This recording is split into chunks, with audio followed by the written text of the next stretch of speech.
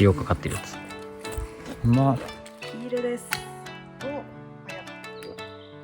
わあ、いいですね。来た。よかった。